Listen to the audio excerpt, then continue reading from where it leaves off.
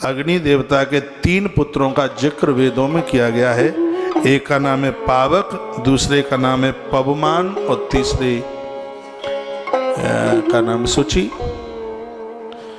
भगवान कार्तिकेय को भी अग्निदेव का पुत्र माना गया।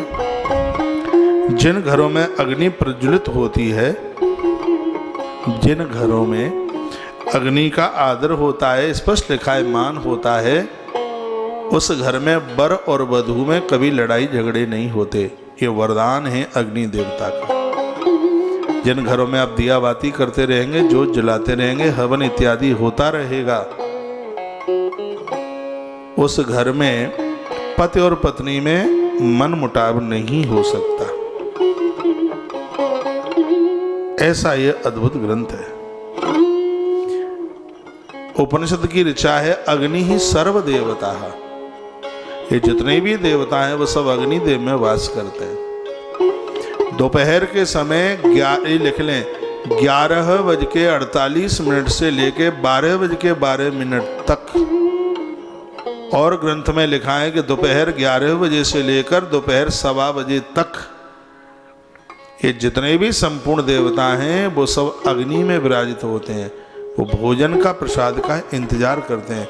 जो आजकल जो थरिया रख देते हैं ना सामने कि जैन ले, खाई ले, पाई ले, ये पुराने सब्जेक्ट में पुराने समय पर यह विधान नहीं था। जो पुराने समय में आज से लगभग 30-35 साल पहले जो भगवान को जो भोग लगाने की जो एक पद्धति थी, उसमें अग्नि देवता को प्रज्वलित किया जाता था। जब अग्नि की ज्वाला ऊपर निकलती थी तब उसमें आहुति डाली जाती थी, तब भगवान का भोग लगा हुआ माना जाता था। आज तो भोग लगते हैं भावे ही अटारी जाते हैं। जो दिखाए दे बस खाए मन ली, जो देख ले बस जो दिखाई दो। क्या अद्भुत अद्भुत बातें कही गई हैं भैया। क्या लिखा है? अग्नि ही सर्व देवता। उपनिषद का सूत्र है अग्नि ही सर्व देवता। भोग लगाने के समय पर संपूर्ण देवता अग्निदेव में ही वास करते हैं। जिस समय आप हवन करने के लिए, यज्ञ करने के लिए बैठते हैं, उस समय संपूर्ण देवता हैं वो अग्नि में वास करते हैं। जिस समय किसी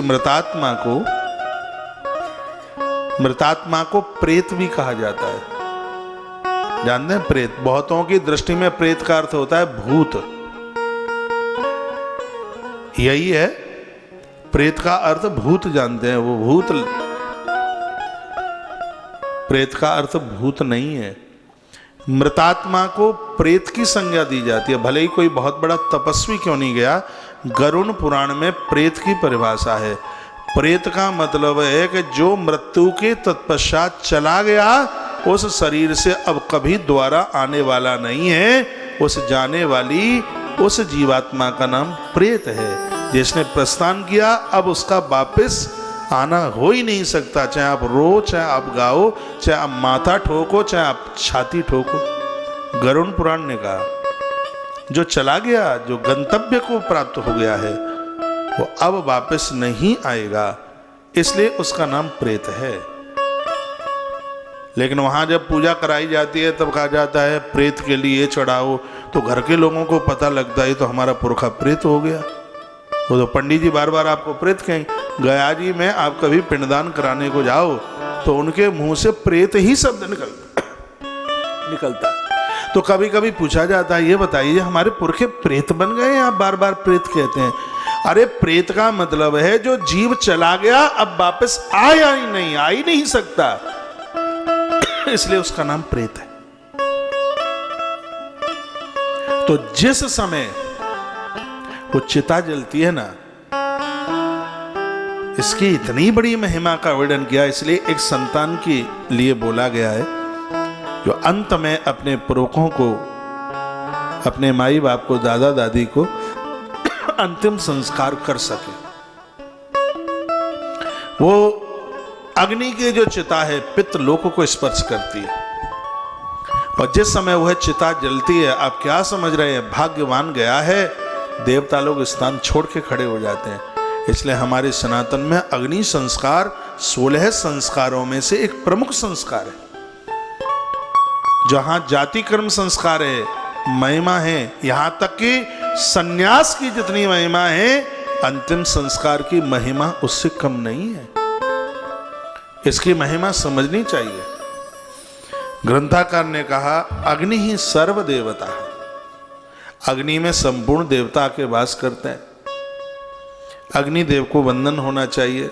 अग्नि की ज्योत जलती है तो सभी देवताओं की आरती पूरी होती है। अग्नि में आहुति डाली जाती है, देवता उस भोज्य सामग्री को स्वीकार कर लेते हैं।